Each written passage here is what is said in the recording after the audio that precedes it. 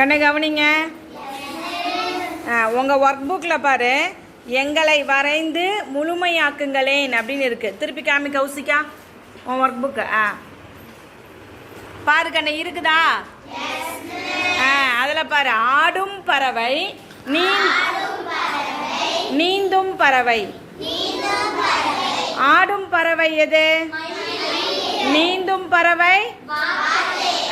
அதை பாரு, நீங்களே வரைய சொல்லியிருக்காங்க. உங்களே நீங்களே வரையணும்.